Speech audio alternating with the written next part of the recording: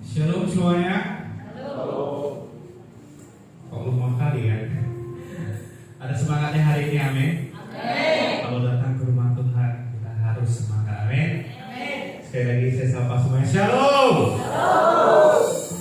Dengan apa kabar semuanya? Bisa dilewati bersama Tuhan karena saya percaya kapanpun dan dimanapun kita berada Tuhan selalu beserta kita, amin. Beri boleh dulu bagi Tuhan. Haleluya. Selamat datang kembali untuk jemaat yang terkasih. Mari sebelum kita beribadah, mari kita siapkan hati kita bersatu dalam doa. Haleluya. Tuhan Allah Bapa kami dalam kerajaan surga dan nama Tuhan kami Yesus Kristus Bapa. Terima kasih Bapa untuk penyertaan dalam kehidupan kami. Terima kasih untuk berkat. Terima kasih untuk perlindungan. Pagi hari ini Bapa kami mau datang kepada Engkau Bapa, kami mau memuji, kami mau menyembah, meninggikan nama-Mu ya Bapa. Kiranya Bapa sebelum kami memuji dan menyembah Engkau Bapa, Kau menyelidiki setiap hati dan pikiran kami Bapa. Jika masih ada dosa dan kesalahan yang tersembunyi Bapa, ampuni kami Bapa. Biarlah kami layak di hadapan-Mu Bapa, biarlah kami berkenan di hati-Mu ya Bapa. Terima kasih Bapa.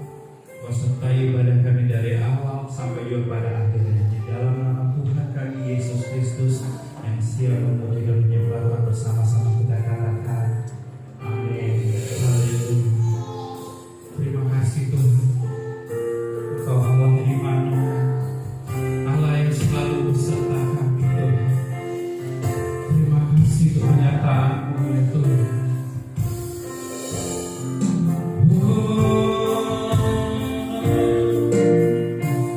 Terima kasih Tuhan.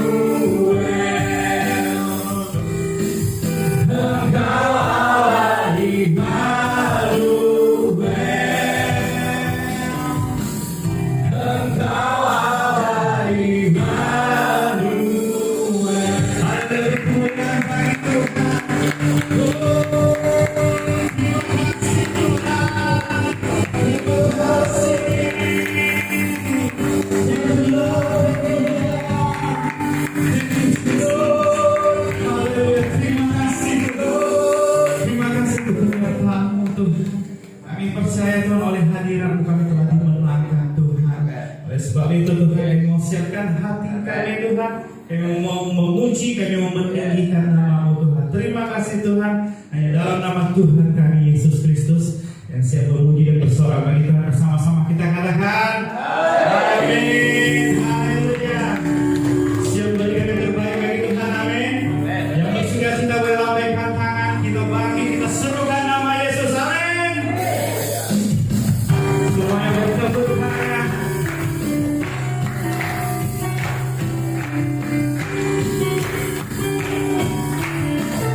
Sama-sama kita nyatakan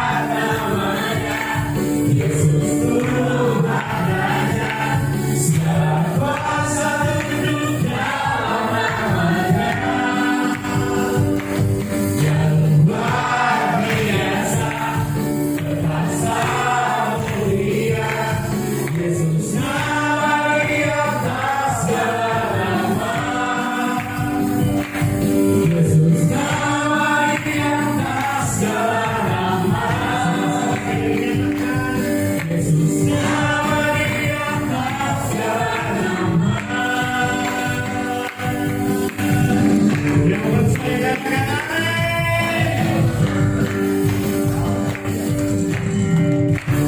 Haleluya. Kamu yang begitu merasakan. Baik, mari persilakan duduk kembali. Bersukacita bagi hari ini, amin. Haleluya. Kembali kita mau merasakan hadirat Tuhan. Haleluya.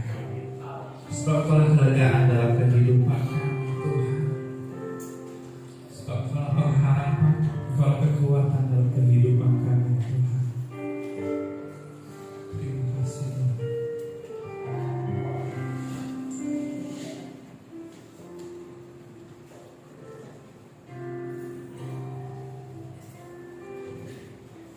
Di sini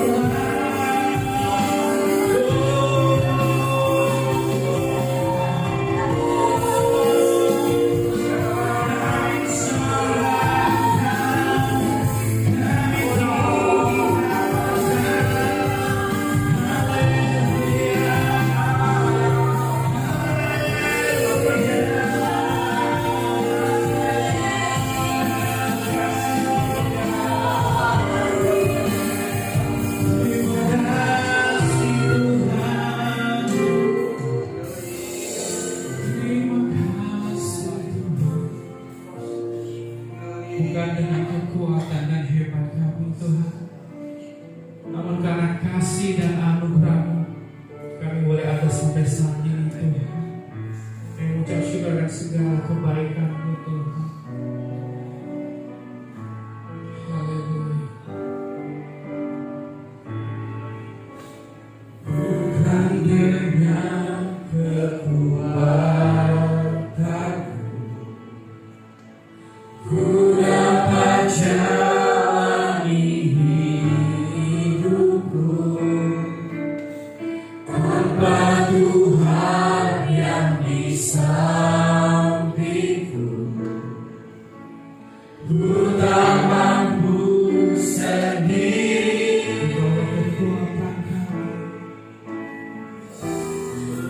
Engkaulah kuatku yang menolongku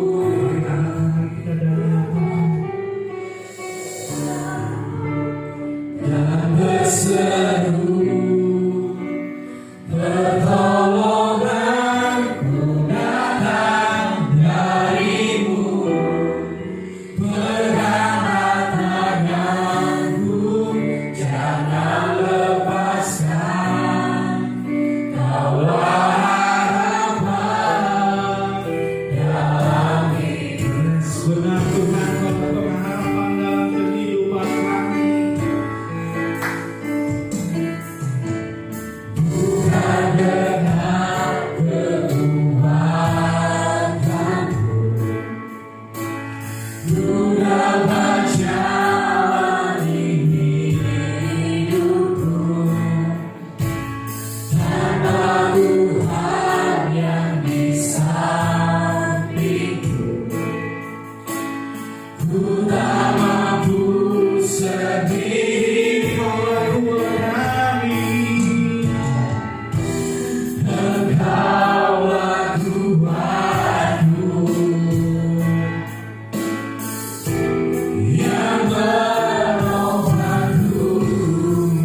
Bukan wajah-Mu yang berseru pertolonganku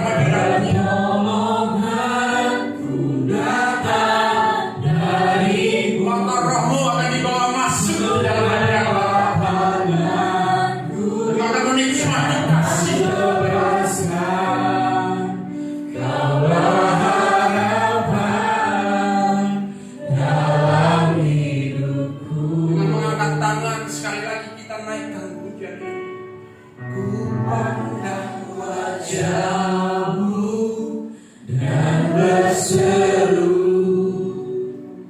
pertolonganku datang darimu, pegang tanganku, jangan lepaskan.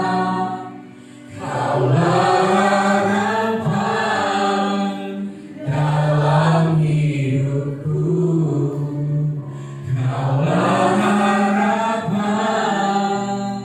dalam hidupku, kaulah harapan dalam hidupku. Mari beri kemuliaan buat Tuhan. Haleluya. Haleluya. Luar biasa Tuhan.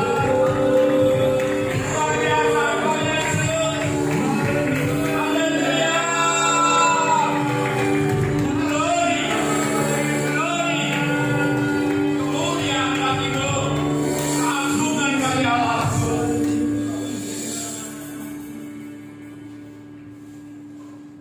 Sungguh luar biasa Tuhan. Ketika Kau membawa kami masuk di dalam hadirat, kami dapat merasakan dan kami dapat menikmati akan kemuliaan.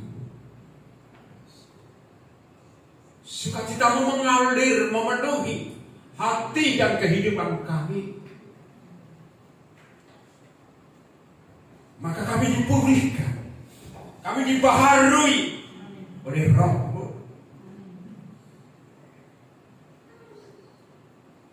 Inilah pujian penyembahan kami Bapa. Sekarang jauh dari kesempurnaan, dia menjadikan dupa yang berbau harum, memperkenan dan menyukakan hati Bapa. Anak-anakmu telah datang di hadapan hadirat-Mu. Dan saat ini Bapa, anak-anakmu merindukan akan firman-Mu. Firman yang mengajar, firman yang mendidik, firman yang menasihati, menegur, membawa kami dalam kebenaran. Nyatakan isi hati-Mu. Nyatakan kehendak-Mu bagi kami anak-anak-Mu Bapa. Mari Roh Kudus, urapi hamba-Mu, taruhkan perkataan firman-Mu. Tuhan, pewahyuan nikmat yang daripada Allah turun atas hamba-Mu. Biar setiap kata kalimat keluar daripada Allah untuk memberkati jemaat Tuhan. Urapi setiap hati, urapi setiap pendengaran, agar setiap taburan benih daripada firman Tuhan tertanam di dalam setiap hati, bertumbuh dan untuk melakukannya berbuah-buah di hadapan Tuhan. Apapun bentuk daripada kuasa kegelapan setan roh dunia yang ingin mencabut, ingin mencuri, ingin menghalangi akan pemberitaan firman di dalam nama Tuhan Yesus, kami tangkis dan kami tolak dari tempat ini. Tidak ada bagianmu dan tidak ada tempatmu. Mari Roh Kudus, mengurangkan atas seluruh jemaat. Mari Roh Kudus, berkati anak-anakmu dengan kuasa firman. Dalam nama Yesus Kristus, menyambut akan kebenaran firman Tuhan. Mari setiap kita yang percaya sama kita katakan amin. Shalom Bapak Ibu. Puji nama Tuhan. Sungguh luar biasa. Ketika hati kita siap, dan ketika konsentrasi kita tertuju kepada Tuhan, maka di situ kita bisa menikmati akan hadirat Tuhan. Dan ketika kehidupan kita melekat dengan Allah, maka hadirat dan pengurapan itu melingkupi dan menaungi setiap kita orang percaya.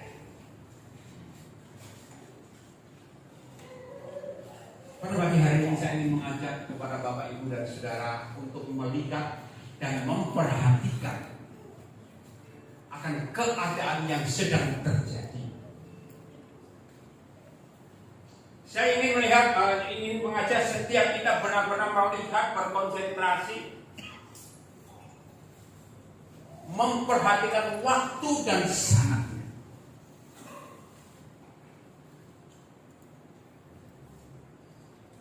Pagi hari ini saya ingin mengajak untuk kita melihat ya, kebenaran-kebenaran firman Tuhan, supaya Bapak, Ibu, dan Saudara benar-benar dibekali oleh firman, mengerti, memahami. Karena di akhir zaman ini ada banyak berita, informasi yang membawa dampak di dalam hidup kita. Rasa ketakutan, rasa intimidasi, sehingga hati dan pikiran kita tidak tenang. Tema firman Tuhan pada kesempatan pagi hari ini adalah sip dan 66 serta antikris. Saya ingin supaya saudara memiliki satu pandangan. Sebagai orang Kristen, saudara mengerti timenya ini, waktunya ini, sehingga setiap saudara dan saya tidak bermain-main dalam mengiring kepada Tuhan. Supaya saudara dan saya mengerti dan memahami. Kita akan lihat. Next, mari dilanjut. Tanda-tanda akhir zaman sudah muncul.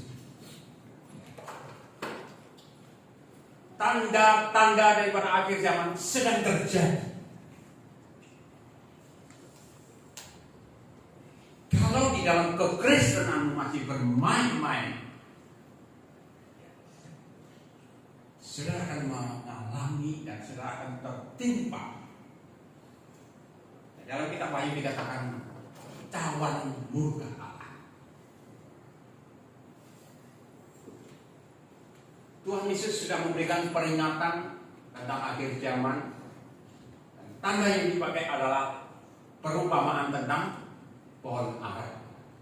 Kalau saudara membaca di dalam Injil Matius pasal yang ke-24 dari ayat 32 dan ayat sampai dengan ayat 34, di situ firman Tuhan melihat dan mengatakan kepada kita, pandang kepada pohon ara. Jika daunnya mulai bertunas, ya, maka musimnya akan tiba. Satu bahasa yang dipakai oleh Tuhan Yesus untuk saudara boleh belajar tentang waktu dan saat. Ini merupakan satu tanda yang diberikan oleh Tuhan kepada kita menjadi peringatan. Di dalam perjanjian lama, peristiwa akhir zaman telah diungkapkan lewat mimpi daripada Nebukadnezar tentang sebuah patung yang berdiri, kepala dari emas, tubuhnya dari perak, kakinya dari besi, dan jari-jarinya dari besi dan tembaga. Kemudian datanglah suatu batu menimpa patung itu, dan patung itu hancur. Kalau saudara membaca ya, tentang mimpi Nebukadnezar, itu kisahnya di dalam Daniel pasal yang kedua dari ayat 1:45, itu berbicara tentang bangsa-bangsa. Dari kerajaan yang satu muncul kerajaan yang lain, kerajaan yang satu muncul kerajaan yang lain, dan semuanya sudah tergenapi. Pemerintahan Babel, kemudian dikuasai oleh Media dan Persia, kemudian kemudian sampai pada akhirnya kerajaan Romawi menjajah Israel. Setelah itu, waktu penjuru datang, yaitu Yesus, melanda. Ini berarti kan sudah tergenapi. Yang terakhir merupakan satu nubuatan yang Tuhan berikan kepada Yohanes ketika dia berada di Pulau Patmos. Tuhan memperlihatkan kepada Yohanes tentang peristiwa-peristiwa yang terjadi pada akhir zaman. saudara dan saya mengetahui, supaya saudara dan saya berjaga-jaga dalam hati. Karena kalau suatu waktu dan saatnya tiba, tidak seorang pun yang bisa menghalangi. 7 meterai Allah dalam kitab Ayub sudah dibuka. Perhatikan baik-baik. Meterai yang beribu-ribu tahun dinubuatkan. Peristiwa-peristiwa meterai yang terkandung di dalam kitab Ayub beribu-ribu tahun, seluruh nabi-nabi menantikan nubuat itu. Tetapi mereka tidak melihat. Dan dia tidak melihat. Sampai waktunya, maka Tuhan membukakan kepada Yohanes. Meterai itu sudah dibuka. Mari kita lihat peristiwa-peristiwa apa yang terjadi di dalamnya. Mengacu kepada kita, bagaimana kita menempatkan diri kita sebagai anak Tuhan. Bagaimana kita menjalani hidup sebagai kekristenan di dalam Yesus.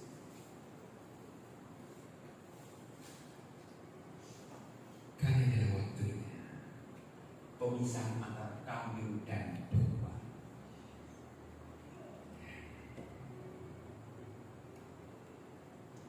Hari ini, setiap kita dikejutkan dengan berita-berita yang sedang terjadi, ya, chip mulai dipakai. Chip ditanamkan di tubuh manusia. Setiap kita mulai terbayang dan terlihat akan dibuatkan dari kitab Wahyu.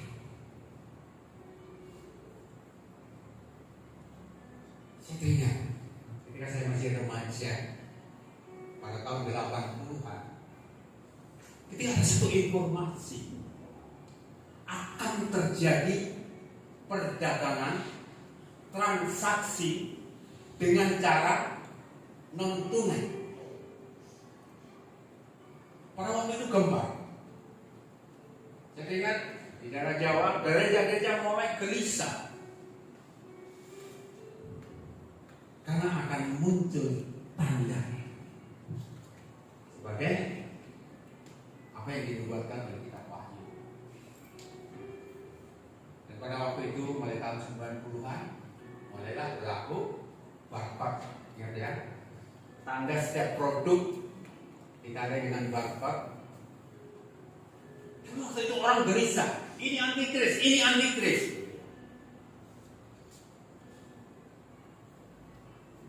Tidak lama kemudian tahun 92 lebih lagi gencar akan terjadinya transaksi non tunai itu, maka keluarlah ATM, ya kan? Ketika ATM keluar, benarkah ini antikris? Benarkah ini peralatan daripada antikris yang akan mendeteksi, yang akan mengontrol setiap orang-orang?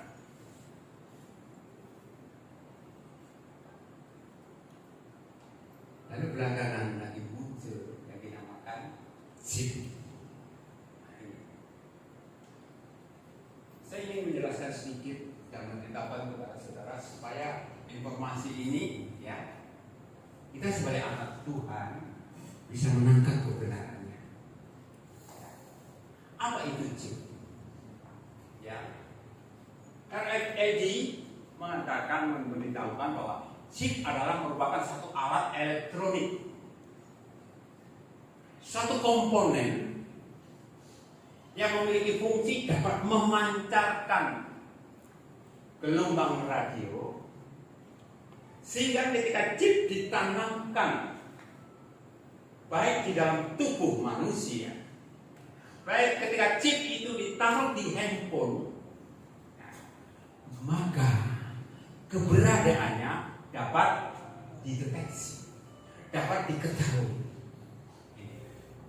Supaya paham ya, merupakan satu alat elektronik.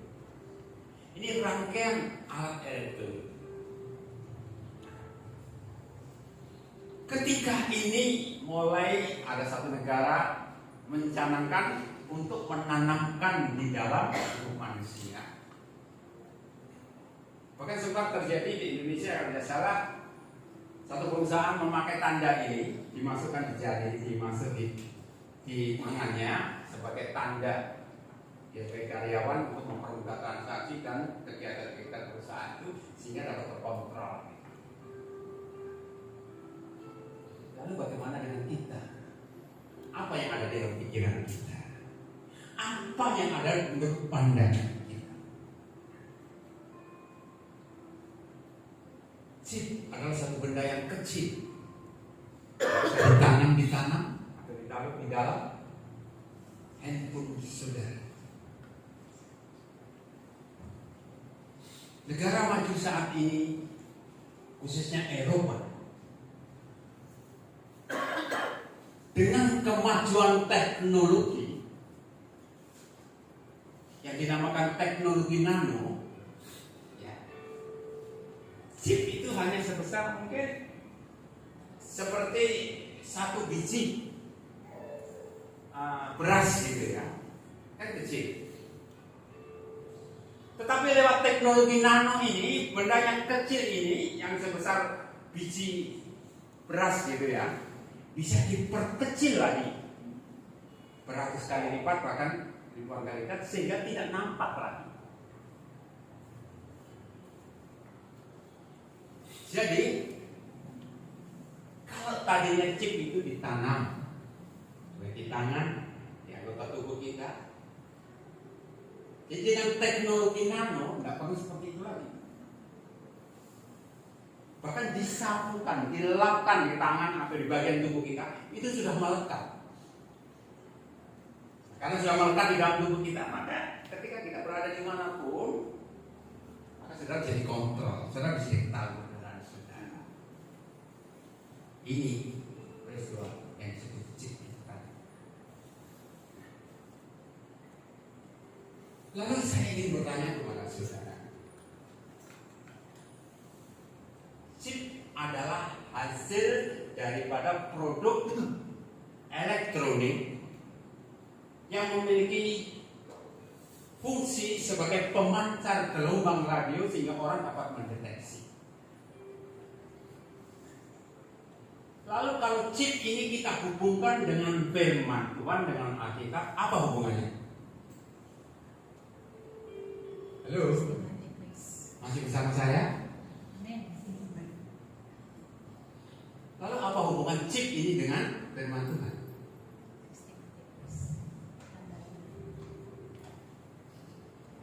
Kok mencari Pak Yesus?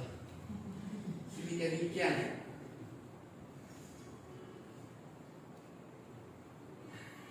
Saya ingin saudara memiliki satu pengertian yang benar dalam hal ini, supaya saudara tidak terjebak. Dan yang lebih ngetren lagi pada belakangan ini, seluruh dunia heboh dengan informasi.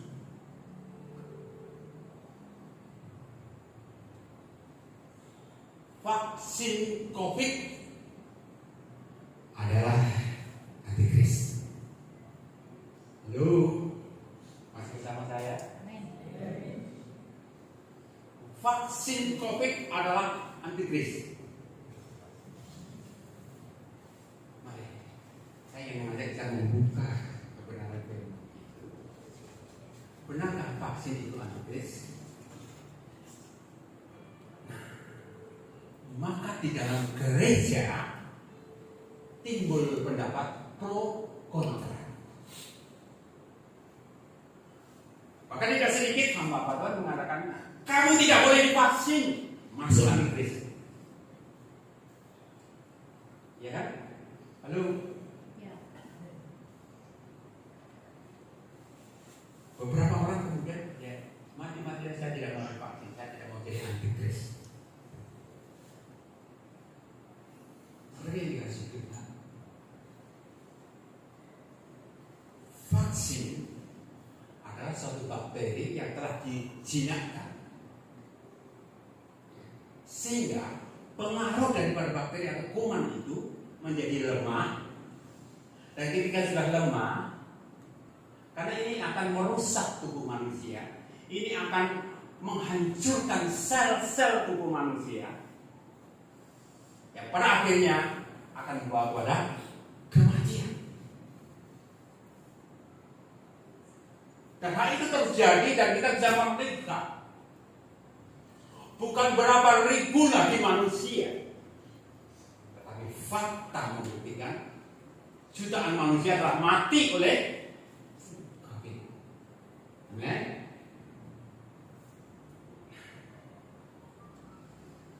Maka beberapa negara maju dalam ilmu kesehatan atau kedokteran meneliti, mengkaji, dan kemudian mencari solusi. Maka COVID ini kemudian dimasukkan dalam laboratorium dan kemudian mulai diadakan eksperimen, diadakan penyelidikan, dan pada akhirnya dijadikan vaksin untuk ditanam dalam tubuh manusia. Lalu pro kontra terjadi di dalam gereja, bahkan di kalangan hamba Tuhan dan pendeta juga. Ini alat antikris. Informasi Amerika lebih lagi masuk Indonesia. Kemudian diberitakan bahwa ini adalah produk daripada antikris. Lalu bagaimana tanggapan saudara dengan hal ini? Oke? Satu, tadi chip. Tahu kan? Chip adalah barang elektronik yang kemudian ditanam baik dalam tubuh atau dalam handphone, dalam alat komunikasi, dan pada akhirnya pada teknologi nano itu yang sudah sekecil itu lebih lagi kecil, bahkan disapu gini pun sudah lengket masuk ke tubuh kita, sudah lengket dan kemana saudara bisa deteksi. Ya. ATM sudah tahu, barcode juga sudah tahu. Yang dulunya menggemparkan akhirnya berlambat cerita itu. Ternyata barcode adalah tanda untuk produk industri. Barang-barang dari produk itu ditandai dengan barcode. Lalu ATM sebagai alat transaksi yang hari ini juga dimiliki oleh setiap orang. ATM ada di dompet saudara kan? Saudara simpan kan? Lalu kalau saya tanya, apakah saudara juga antikris dan menyimpan ATM? Karena ATM saudara miliki kan, berarti saudara juga pro antikris. Halo? Ini. Yang terakhir tadi, vaksin. Yang divaksin ataupun yang tidak divaksin. Nah, saudara tahu kan, vaksin adalah satu kuman atau satu bakteri yang telah dijinakkan, karena itu akan membawa kerusakan dalam tubuh sel-sel kita yang mengakibatkan kematian, dan kemudian oleh kedokteran diadakan eksperimen untuk melatih tubuh kita supaya tubuh kita bisa melawan itu apa COVID itu. Jadi di sini saya ingin saudara kita sebagai anak Tuhan, kita semakin cerdas menghadapi keadaan zaman ini. Jangan jadi orang Kristen yang buta. Jangan saudara menjadi orang Kristen yang tidak memahami apa kebenaran itu.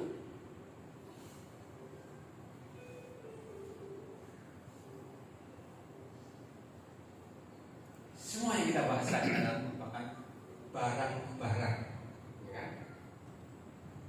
Sekarang kita akan masuk dalam berikutnya tentang angka 66. Angka 666 hanya satu ayat yang mencatat, dan hanya satu ayat yang tertulis seluruh angka dari Kejadian sampai Wahyu. Dalam Wahyu 13 ayat yang ke-18 di situ dituliskan angka itu. Ya. Tolong aku bisa ditampilkan ya Wahyu 16 ayat 18 ya. Supaya kita baca bersama, supaya saudara bisa paham, nanti saudara bisa serap, saudara bisa tangkap, dan saudara tahu kebenarannya. Karena ini pro kontra, membingungkan. Kalau saudara tidak paham, saudara tidak mengerti, saudara akan tersesat. Dan saya sebagai hamba Tuhan, saya tidak ingin saudara menjadi tersesat. Wahyu 13 ayat yang ke-18.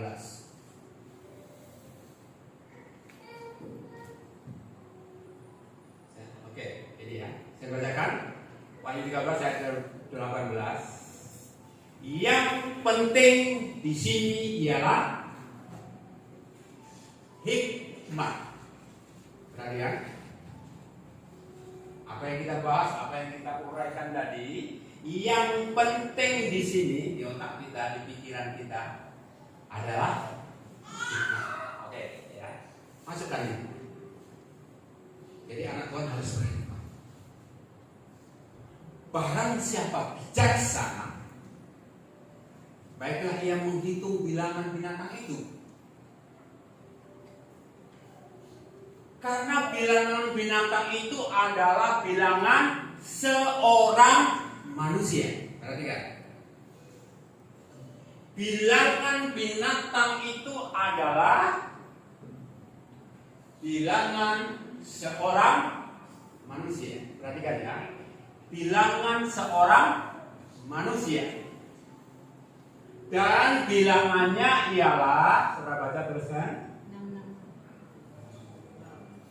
Sekali ya, ada suara keras. Dan bilangannya ialah 666. Sekarang saya tanya,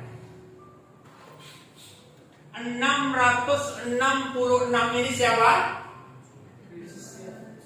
Halo? Antikris. Ya? Jadi ayat firman Tuhan itu apa? Karena bilangan itu adalah bilangan. Jadi 666 adalah. Halo? Ini firman Tuhan ya? Coba saudara serius nih. Ya, saudara perhatikan fokusnya. Kalau tidak, itu menyesatkan saudara. Coba saudara serius. Ya, sekali lagi saya bacakan. Karena bilangan itu adalah bilangan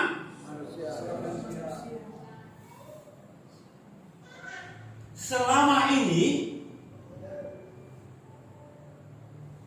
Kalau dengar 666, apa pikiran kita? Halo? Antikris kan? Tapi di sini firman Tuhan mengatakan bilangan itu adalah.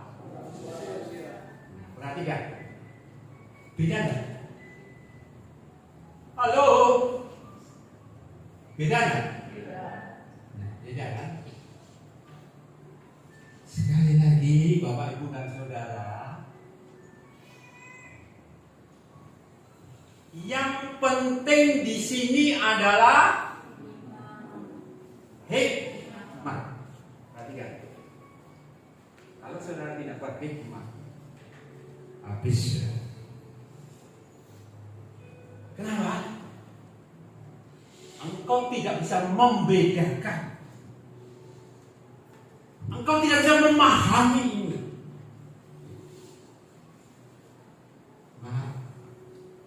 Serius dasarnya.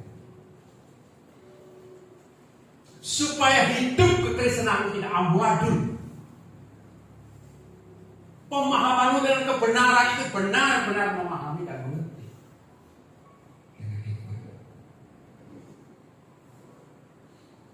Bukan kata orang, bukan kata pendeta. Tolak ukurnya adalah firman. Lalu bagaimana angka 666 adalah bilangan manusia ini? Nah, ini yang menjadi pertanyaan.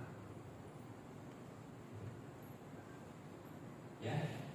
Tadi tanda-tanda akhir zaman, si 66 semua sudah kita bahas. Kita akan masuk sekarang. Apa itu?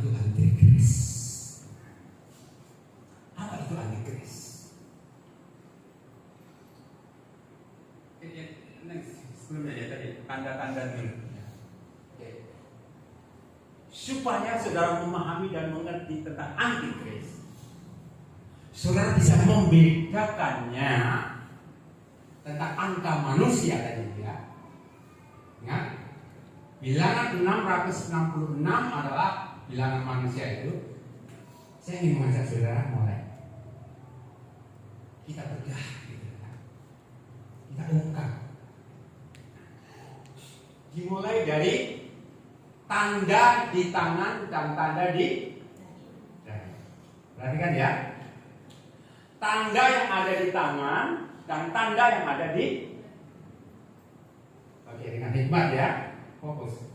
Oke. Kalau saudara ingin melihat tanda itu, benarkah tertulis di dalam Alkitab? Dan apa itu tanda di tangan dan anda di tanda kita di dahi tadi?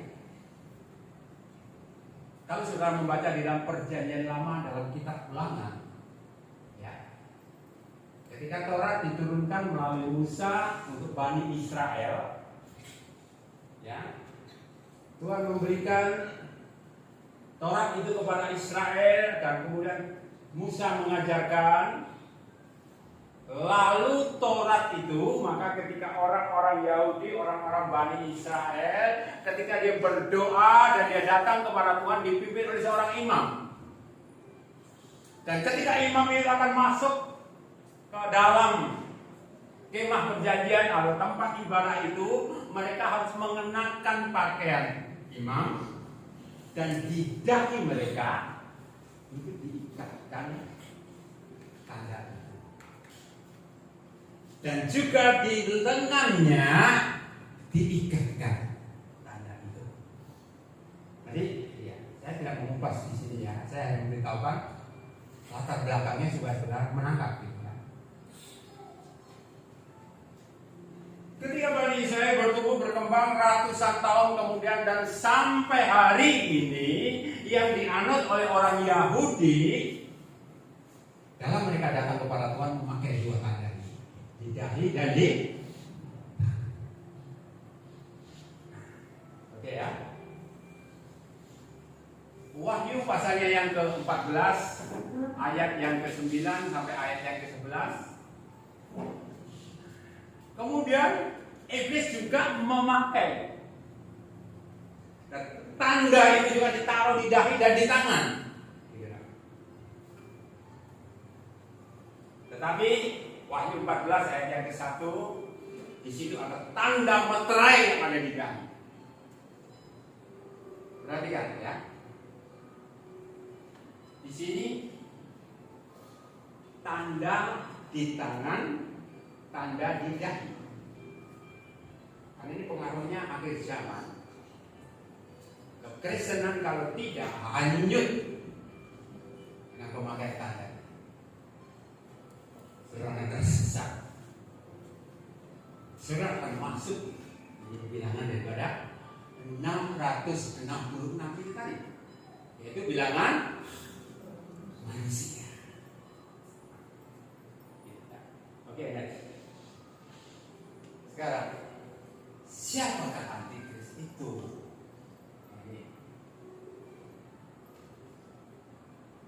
Di dalam suratan 1 Yohanes 2 ayat yang ke-18 dan ayat yang ke-22.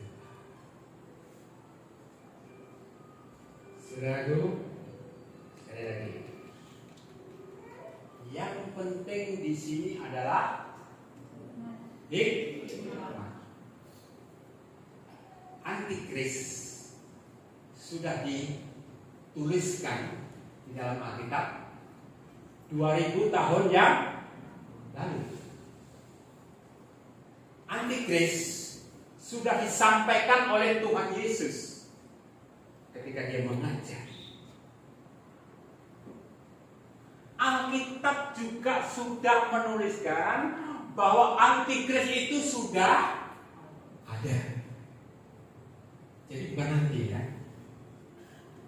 Antikris itu bukan nanti. Perhatikan baca. Hikmat ini harus kita pakai. Jangan sudah tersesat. Kemudian dalam Yohanes ayat yang kedua, 1 Yohanes 2 ayat 18 ayat 20. banyak muncul antikris. Firman Tuhan mencatat apa? Antikris itu muncul dari mana? Halo? Dari mana? Muncul dari antaramu.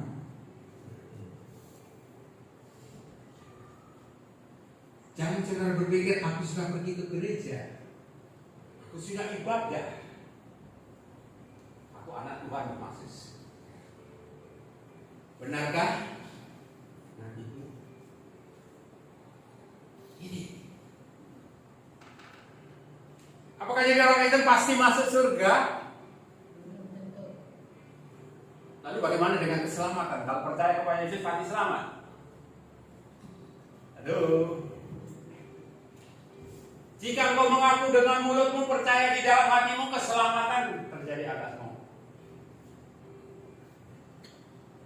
Kau sudah dibaptis, kau sudah beribadah tiap minggu, kau sudah baca firman Tuhan, masih persembahan lagi, pasti masuk surga? Dua pertanyaan, kasih pertanyaan, dua jawaban. Amin bagi yang percaya dan yakin. Tapi bagi yang lain belum tentu. Ya kan? Lalu kalau saya katakan jawaban mana yang benar? Halo. Coba sekali lagi ya. Yang penting di sini adalah pakai hikmahnya ya. Apakah kamu selamat?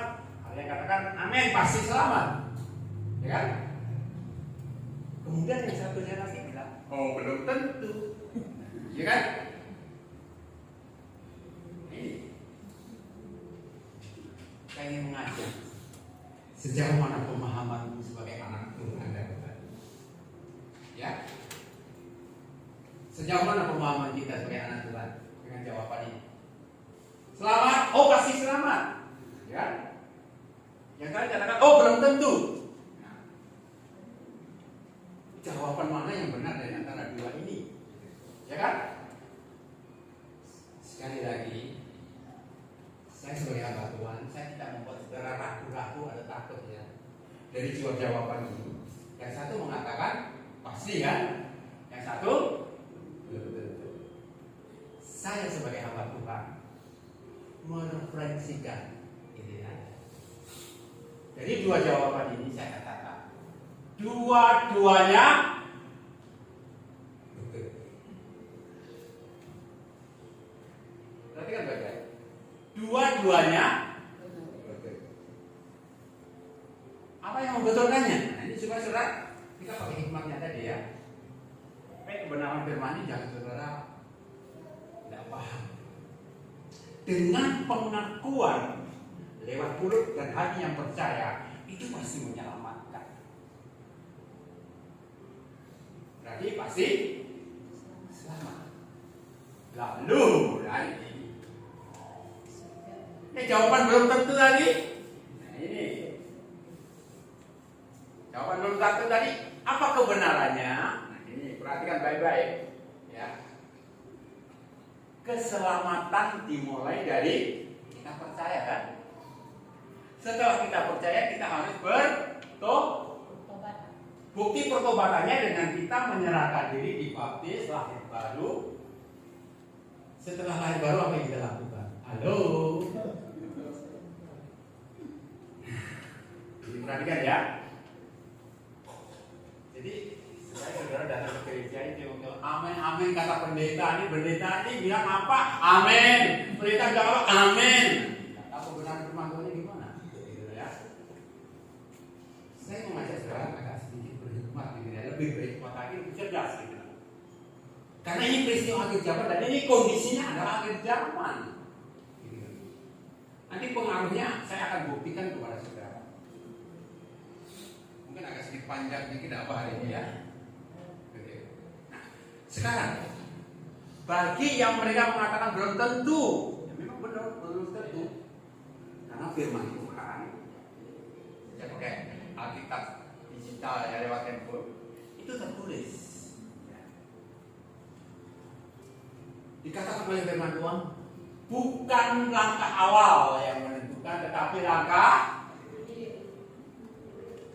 Makanya saudara belum tentu masuk surga. Langkah akhirmu bagaimana? Nah ini, perhatikan. Sampai akhir langkahmu bagaimana? Hari-hari ini kita masih menjalani hidup kan? Hari ini harus kita melewati waktu kan? Nah ini, sampaikah kita pada akhirnya tetap memiliki iman kepada Yesus? Keselamatan bukan karena apa yang kita kerjakan, apa yang kita lakukan. Nah, tidak.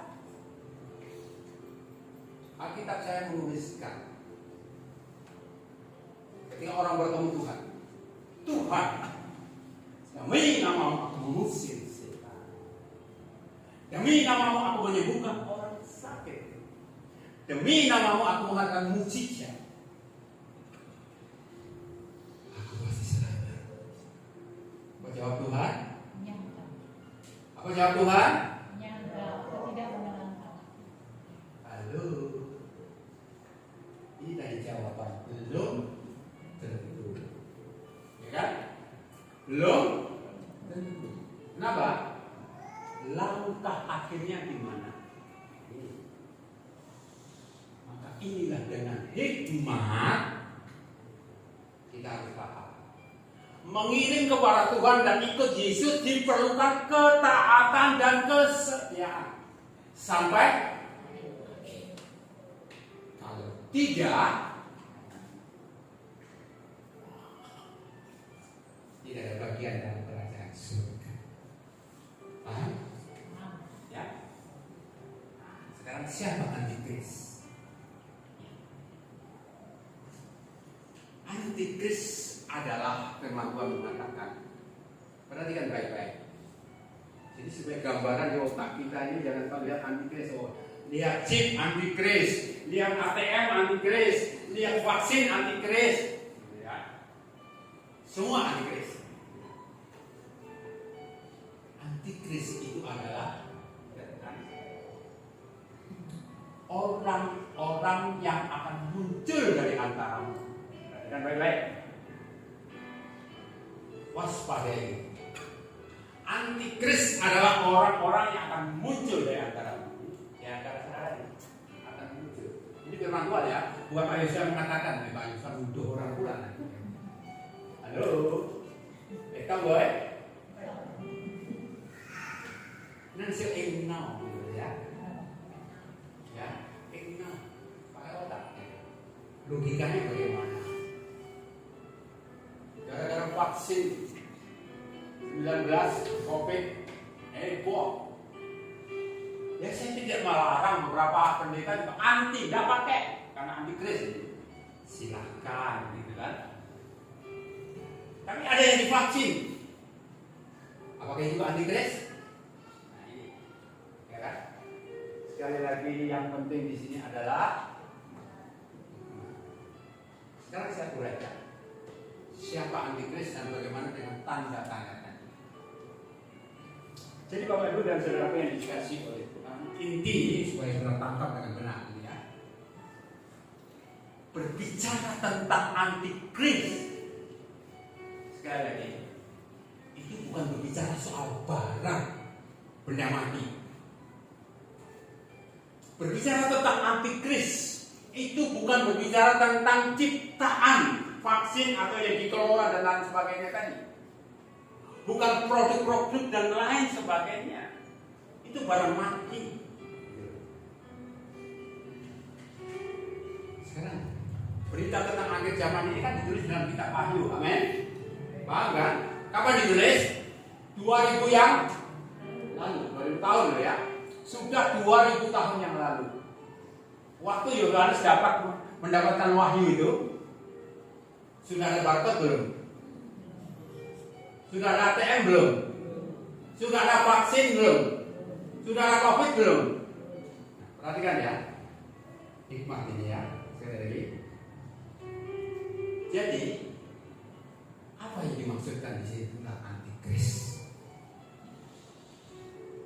Jadi dikatakan 666 adalah bilangan apa? Bukan produk barang kan? Halo? Bukan vaksin kan? Bukan ATM kan? Kalau barang itu saudara anggap antikris, saudara pun jadi antikris. Karena sudah di kocek saudara, di kantong saudara, di dompet saudara. Saudara punya ATM kan? Di tangan saudara ada handphone kan? Halo? Itu bukan handphone kan? Nah, ya. Berikut ikut antikris. Halo? Yang punya handphone ikut antikris? Hikmat. Sekali lagi saya bagikan. Saya sebagai hamba Tuhan, saya tidak mau membodohi saudara. Saya ingin mengajak saudara kita pelajari, kita telaah. Kalau untuk mengerti firman Tuhan itu ada bagaimana kita menafsirkan firman Tuhan itu, apa arti, apa maksudnya. Jadi dari ilmu teologi ini dikatakan tentang hermeneutik gitu. Bagaimana kita menafsir, bagaimana kita menangkap, bagaimana kita mengerti maksud firman itu. Kita baca konteksnya tentang apa? Oh, tentang antikris. Apa itu antikris? Dari mana datangnya? Dari mana munculnya? Itu baru bisa kita tafsirkan. Pada akhirnya kita tidak perlu belajar teologi ya. Tapi kebenaran hari ini sudah menyatakan bahwa antikris itu bukan barang. Amin? Amin. Setuju? Setuju. Maksudnya terserah saudara mau ambil keputusan mau tetap jadi orang bodoh atau saudara mau beriman, gitu ya. Tapi sudah jelas Alkitab mengatakan bahwa barang-barang itu tadi bukan. Halo. Maaf saya ngomong. Saudara yang udah mau divaksin kemarin itu sebenarnya nyesal. Kalau ada yang saudara mau tidak mau divaksin dia antikris, saudara nyesal. Kenapa? Itu hanya memperkuat imun kita, daya tahan tubuh kita, bukan antikris gitu loh. Karena 2000 tahun yang lalu itu Yohanes Wahyu ini bukan bicara tentang COVID. Apa sebenarnya dimaksudkan dan apa sebenarnya tertulis tentang antikris itu? Saya ingin bedah pada hari ini, Pak. Pikiranmu terbuka, pemahamanmu menjadi benar. Sekali lagi, ini berbicara tentang tanda dan dahi dan tangan. Ya. Tanda di dahi dan tanda di tangan. Apa maksudnya? Ulangan sudah mencatat pasal yang ke-6. Itu adalah satu meterai. Satu tanda yang diletakkan di dahinya, diikatkan di dahinya. Ulangan pasal yang 6 kalau sudah baca selanjutnya, supaya engkau ingat. Baik, ya. Tanda di dahi ini bukan chip, bukan vaksin, gitu loh. Tetapi kebenaran firman Tuhan yang harus masuk di otak dan pikiran kita. Setelah masuk untuk diingat. Dan setelah itu ingat, ditaruh di tangan, dililitkan pada tangan supaya engkau mengerjakan. Paham? Halo? Jadi firman kebenaran itu harus ditangkap dengan otak, gitu loh. Kalau saudara hanya menangkap dengan hati, bagaimana bisa masuk di hati? Firman itu kan didengar, ya kan? Halo? Setelah didengar masuk ke dalam otak kan? Lalu otak kita mencerna, otak kita memikirkan, otak kita menganalisa. Kemudian setelah kita analisa, masuklah ke dalam hati, tersimpan di hati kita. Ini kebenarannya. Jadi tanda ini adalah materai yang diberikan kepada Bani Israel dalam perjanjian lama.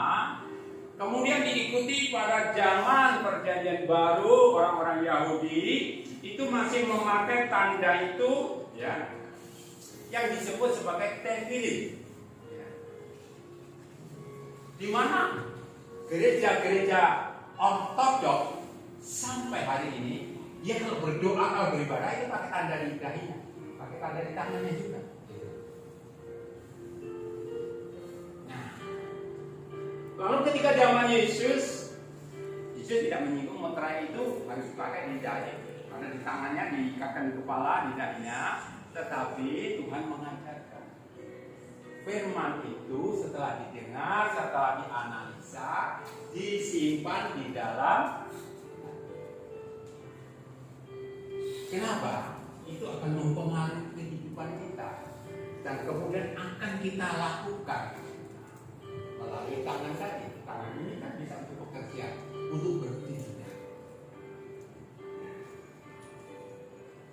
Bapak Ibu, akibat firman yang masuk ke dalam pikiran dahi kita tadi, lalu mengubah cara perilaku kita, dan itu akan membuat tindakan kita itu sesuai dengan firman Tuhan. Setelah sesuai dengan firman Tuhan, ini akan mengacu, perhatikan, ya. Ini akan menuju kepada apa? Penyembahan kepada Tuhan. Perhatikan. Jadi kitab Wahyu yang dinubuatkan, yang diwahyukan kepada Yohanes, peristiwa-peristiwa akhir zaman itu akan terjadi dan akan dialami oleh dunia ini, terlebih di dalam gereja Tuhan. Karena dari gereja Tuhan, dari dalamnya juga akan muncul yang disebut sebagai Antikris. Kenapa? Karena bilangannya 666 dan 666 adalah angka manusia. Perhatikan ya. Jadi kalau berbicara tentang antikris, sebenarnya itu adalah angka manusia ini. Cuma yang di sini harus kita pahami, manusia yang bagaimana dan manusia yang seperti apa. Ini kita bedah, kita buka. Ya. Siapa antikris itu dan siapa manusia? Sekali lagi, ini berbicara tentang penyembahan. Ingat, kalau berbicara tentang penyembahan itu, sekali lagi saya sedikit singgung ya, saya bukakan supaya saudara terbuka. Paham ini. Penyembahan itu dimulai dari surga. Allah menciptakan 3 figur manusia, 3 figur malaikat. 1 Mikael, 1 Gabriel, dan 1 Lucifer. Ya. Lucifer ini dari bahasa, ya, Amerika. Tapi kalau sudah baca di Alkitab tidak ada nama Lucifer ya. Tetapi ditulis dengan bintang timur, ya. Jadi ada 3 figur malaikat. Nah, 3 figur ini memiliki fungsi. Mikael ini sebagai pemimpin bala tentara, gitu ya. Kalau Gabriel itu pembawa berita, Lucifer apa? Penyembah. Kalau sedikit saya pengen saudara punya pemahaman tentang Lucifer itu. Saudara, Lucifer itu wajahnya seperti apa? Saudara sudah pernah baca Alkitab kan? Ya kan? Lucifer wajahnya seperti apa? Hah? Oh, Lucifer wajahnya kayak mak lampir. Ya? Atau mungkin yang lain katakan, oh Lucifer itu wajahnya seperti buntau. Gitu. Seperti apa? Kalau saudara baca dalam Yesaya 14, Yeskiel, saudara tahu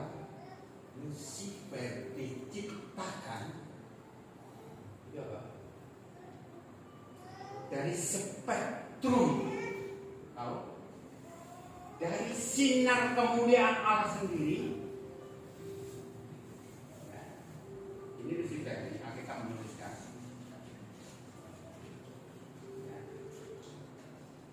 Engkau bertahtakan berlian lajurit permata-permata indah. Jadi jangan saudara berpikir Lucifer itu kayak lampir menakutkan, ya. Atau gantengnya, tampannya, di sini semuanya tidak ada sebanding. Wajar. Nah, kesaksian dari setiap anak-anak Tuhan yang memiliki pengalaman langsung ketemu dengan Lucifer beda dengan berita yang kita dengar. Wah, Lucifer itu menyeramkan, kan? Oh, Lucifer itu menakutkan. Wajahnya seperti mak lampir gitu. Bahasa orang luar katakan handsome gitu. Ya.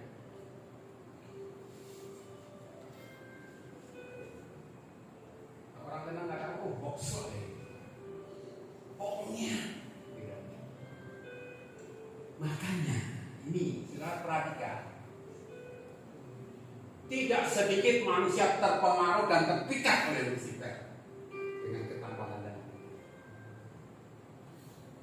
dia adalah malaikat penyembah, nggak tahu, yang selalu dekat dengan Allah.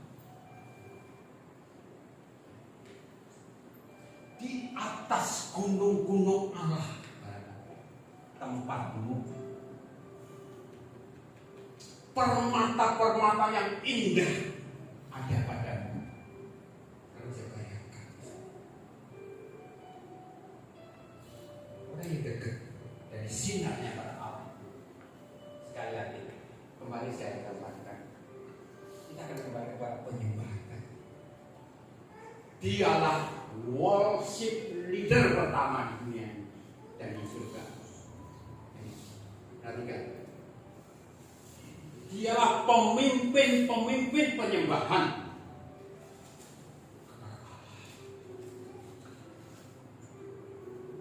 Maka kembali kepada kitab Wahyu tadi, semua yang kita bahas itu adalah tentang penyembahan.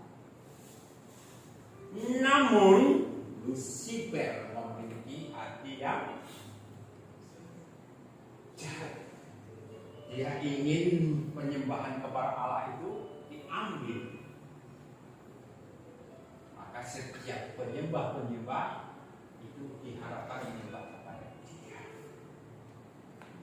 Dan karena itulah maka Lucifer oleh Tuhan dibuang. Kita menuliskan dicampakkan ke bumi, dilucuti, ya kan? Perhatikan baik-baik. Alkitab pun mencatat sepertiga daripada malaikat ikut. 2/3-nya tidak. Peperangan inilah dimulai dari surga. Nanti kalau sudah baca, kenapa Allah menciptakan dunia ini, kenapa Allah menciptakan Adam dan Hawa ini, karena ulah Lucifer ketika dia dilemparkan, dia rusakkan alam semesta ini, ya. Penafsir Alkitab katakan bumi gonjang ganjing hancur lebur, maka Allah merenovasi, menciptakan kembali, lalu diciptakanlah manusia. Tujuannya adalah manusia menjadi penyembah yang benar. Antikris ini dimanipulasi oleh Lucifer dan pengikutnya.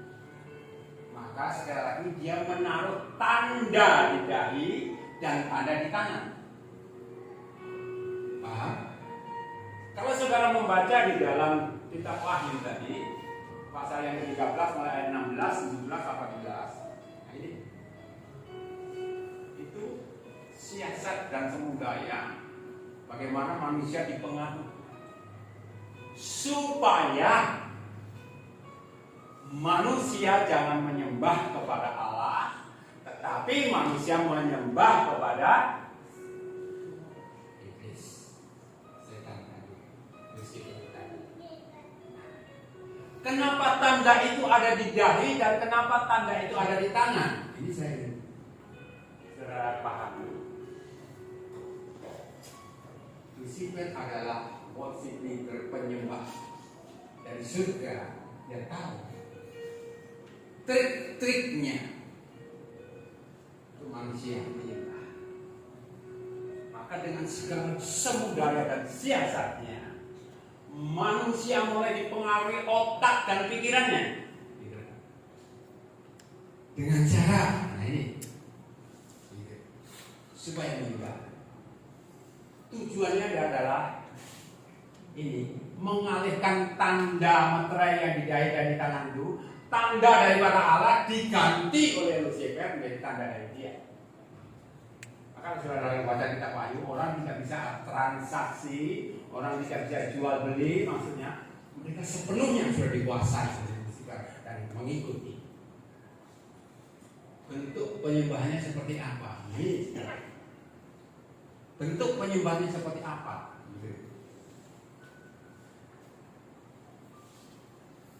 Hari ini saudara mendengar firman Tuhan, saudara bisa membedakan.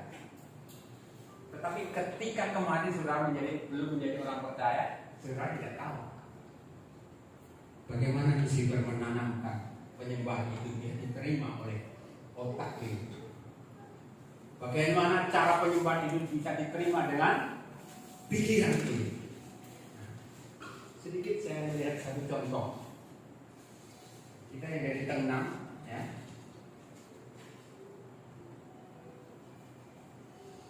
Lucifer menanamkan, Lucifer mempengaruhi dengan budaya kita sebagai orang Tionghoa. Maka yang belum di dalam Tuhan, supaya tidak menyembah kepada Tuhan Yesus, supaya tidak menyembah kepada Allah yang benar.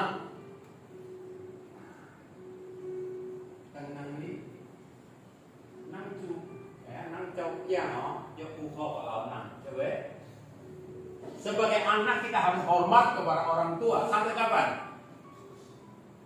Sampai orang tua mati pun kita harus hormat. Halo? Ya kan? Maka tidak boleh tidak.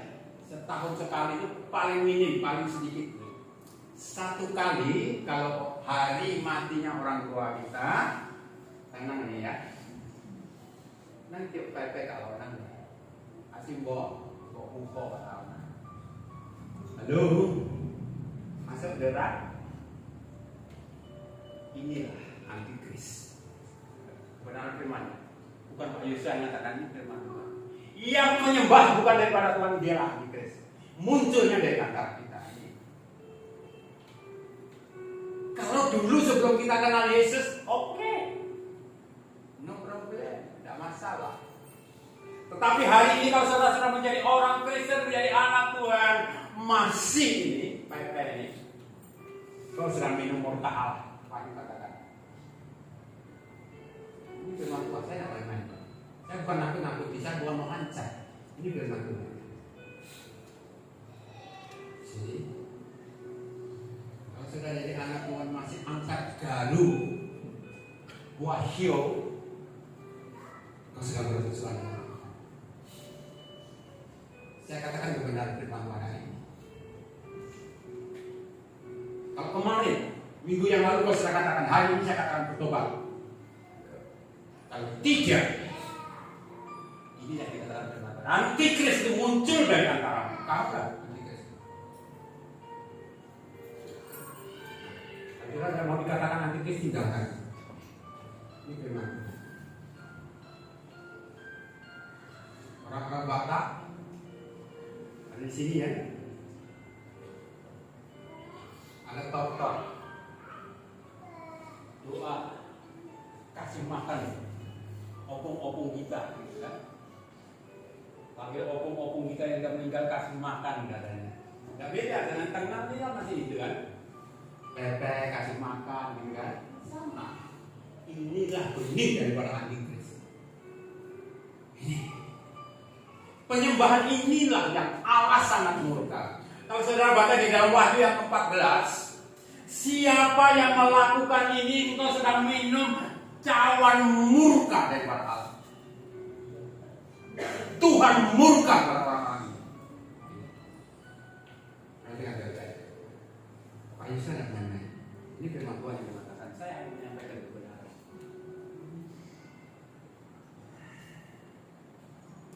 Yang penting di sini adalah hikmat. Kalau kau tidak berhikmat, kau tidak tinggalkan. Jadilah jawaban yang kedua tadi, belum tentu. Inilah kebenarannya. Selamat gak dia? Belum tentu. Lain masalahnya. Paham? Paham? Sekarang, apa itu hikmah? Apa itu hikmah? Banyak anak-anak Tuhan yang tidak bisa memahami hikmah itu seperti apa. Kitab Wahyu di sini menegaskan yang penting. Ini perhatikan.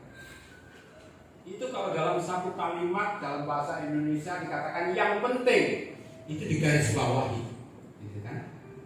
Harus diingat, harus diperhatikan, jangan sampai lewat dari penangkapan kita. Yang penting di sini adalah hikmat. Saya membagikan kepada saudara pagi hari ini. Apa itu hikmat? Hikmat yang dimaksudkan dalam kitab Wahyu ini adalah kepekaan rohani kita. Kepekaan rohani kita tentang ini. Pemahaman akan kebenaran ini bisa membedakan. Maka Roma 12 ayat 2 katakan, berubahlah oleh pembaharuan budimu supaya kamu mengerti, mengenal apa yang menjadi kehendak Tuhan, apa yang sempurna. Itulah hikmat. Memiliki kepekaan. Jadi dalam ilmu teologi yang disebut hermeneutik, memahami menelusuri Alkitab firman itu, kita tidak menafsirkannya amburadul dengan kabar ya barcode, dengan kabar vaksin, dengan kabar apa itu chip dari kalang kabut gitu ya. Ini semua itu hanya barang. Sebenarnya dimaksudkan ini antikris itu adalah orang-orangnya memiliki penyembahan kepada siapa? Setan memakai pikiran melalui budaya tenang, maka lewat kultur garis keturunan dari kongma kita itu dari setting oleh setan supaya anak hormat tua orang tua dan anak akhirnya menyembah kepada lewat penyembahan kepada orang tua. Ini berasal dari bukan menyembah kepada Tuhan. Tetapi kalau hari ini saudara sudah dibukakan mengerti kebenaran firman Tuhan, kalau saudara masih tetap lakukan, sekali lagi saya katakan, Alkitab menuliskan dan mencatat, engkau sedang minum anggur murka Allah. Perhatikan, engkau sedang minum anggur murka Allah. Tahu? Allah sangat geram kepadamu, dan Allah sangat marah dengan tindakanmu. Perhatikan baik-baik. Inilah kekristenan sesungguhnya. Maka Yesus katakan, hanya kamu, aku tidak mengenal siapa kamu. Perhatikan. Hari ini itu mempengaruhi penyembahan kita. Hari-hari kita, ya. Bagaimana yang menjadi tujuan kita? Penyembahan kita kepada siapa? Dan hati kita sedang terpikat dengan siapa?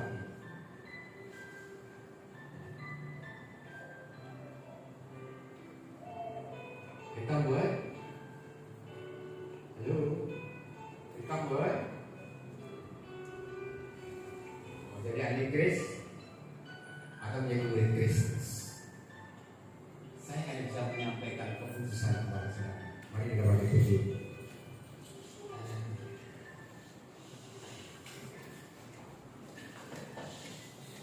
Kitab Wahyu 14 ayat pertama. Tuhan sudah memeteraikan orang-orang kudusnya yang menjadi anggota warga kerajaan Allah. Tetapi kalau ada meterai tanda daripada binatang itu dalam dirimu, engkau sedang berada di dalam murka.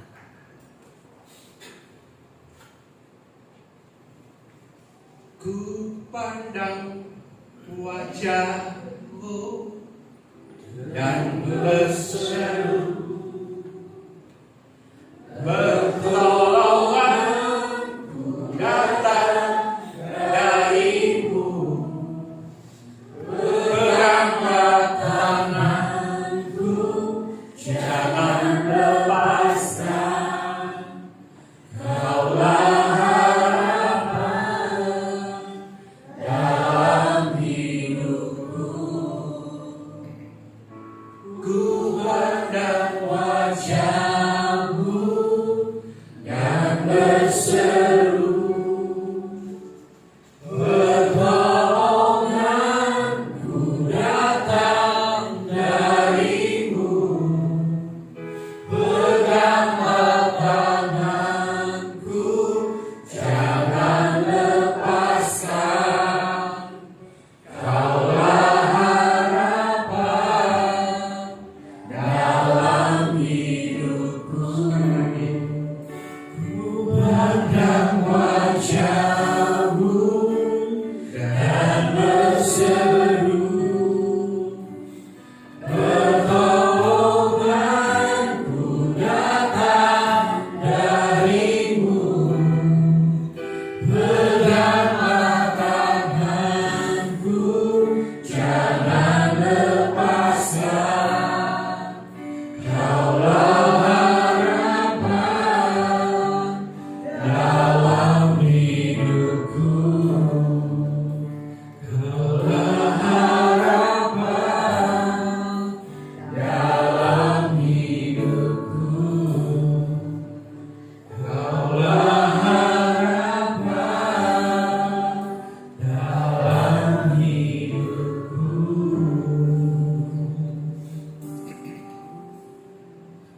Mari saudara, sejenak kita berdiam diri, sejenak kita merenungkan.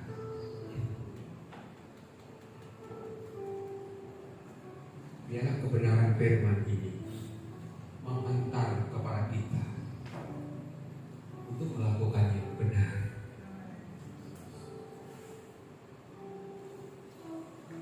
Pikiran dan otak kita akan dipengaruhi apa yang saudara terima, apa yang saudara dapat. Hanya dengan hikmat maka saudara akan tahu melakukan yang benar. Dan kalau hari ini kau sudah tahu kebenarannya, berubahlah. Berubahlah. Antikris sudah ada dari 2000 tahun yang lalu. Antikris itu sudah bekerja, ingin menjatuhkan, ingin mempengaruhi, supaya kau tidak menyembah kepada Allah yang benar.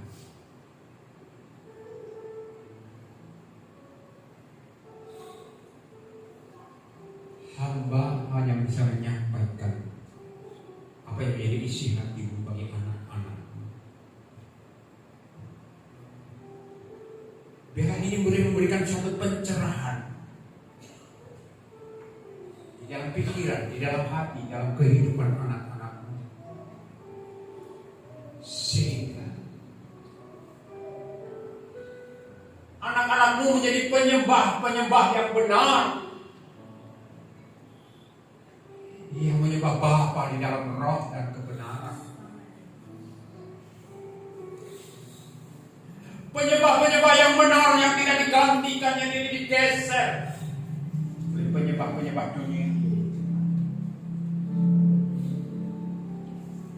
Berikan kekuatan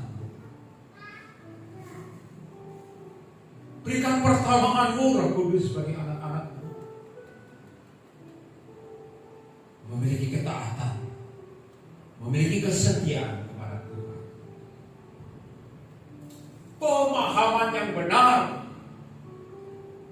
kepada Tuhan. Meteraikan di dalam hati anak-anak-Mu. Ubahkan, pulihkan kehidupannya memperkenalkan hati. Hamba mengucap syukur dalam nama Yesus Kristus.